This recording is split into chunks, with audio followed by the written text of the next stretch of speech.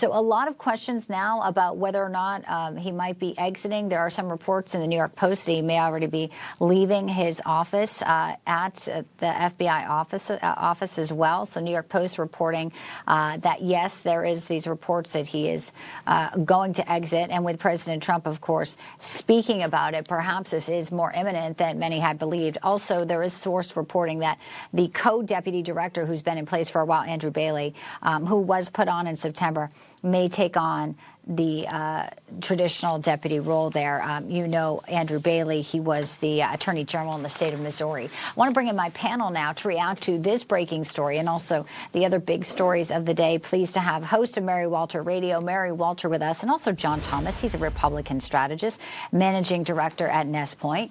All right, very early in this Bongino story, I'm not sure I'd be surprised, though, if this is all accurate, according to sources. And Mary, we know he was very successful at his job. Some of his earlier interviews on national television had suggested this was somewhat a strain on his family. Beloved guy, though. Your reaction to this news and President Trump talking about what a great job he did, if indeed he does leave?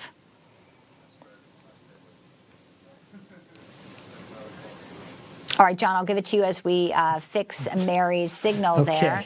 But sure. Obviously, Dan Bongino, right under Cash Patel, there is Andrew Bailey being named as potentially and rumored as a replacement. Yes. But this is major news, a shakeup at the FBI. It sure is. And you're right. Dan Bongino is beloved by so many Americans. He had a huge platform when he was a podcaster, and so many Republicans were excited to see him kind of go in with Cash Patel and revamp how our FBI and Department of Justice operates because the way we saw it so politicized and weaponized against conservatives and President Trump. So it was great that he spent some time in there. But I also understand not just the strain on Dan's family, who I believe primarily resides in Florida, but also, look, it's tough when you're not the number one, because there only are certain things that you are allowed to say. And we know Dan has a lot of opinions.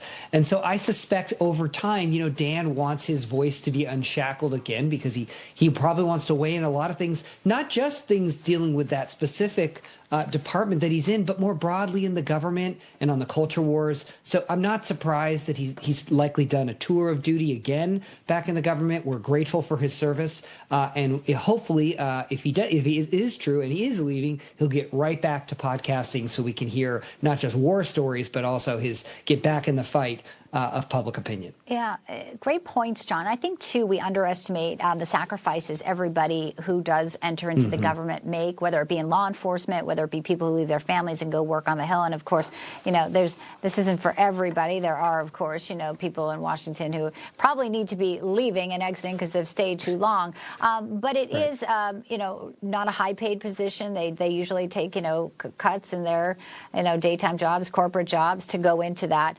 So, again, you're right that there's reports now he may be returning to Florida to resume his job. So there's a lot of speculation. Of course, Andrew Bailey, great bench for the Republicans, as they have for their candidates, obviously would be a perfect fit. He's already been there since September, so it wouldn't be too difficult. Though I'm sure the way the left-leaning media has tried to smear Cash Patel day in and day out, they'll jump on this. They'll seize on this. When yet we have a foiled plot in Los Angeles, that terror group. Right. I mean, they're out there doing great work. It's amazing how that is really just swept to the side there when it was okay. And you mentioned the former FBI, the disgrace that we saw from Wray, and also obviously James Comey, which the left never cared about when they were running the FBI.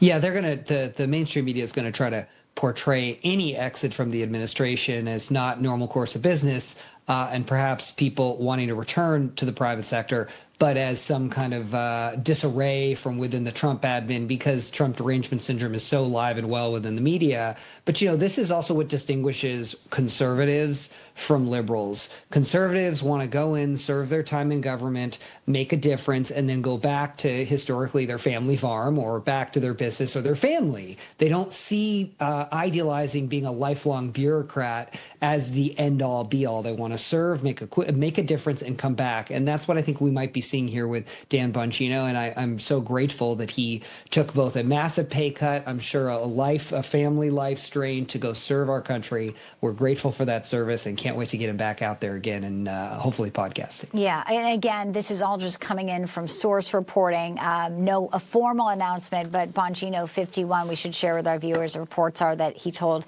his colleagues already at the Bureau that he would not be there for the rest of the month and then would officially announce his stepping down the new year. Was going to reportedly announce it on December 19th. That's 2 days from now. Maybe that's why we're here, President Trump. But again, a vote of confidence from President Trump and a big address to the nation tonight. We'll see how this story develops. John, always great to have you with us. Thanks for sticking around. I know we had a lot of breaking news. John Thomas, everybody. I'll see you back here real soon.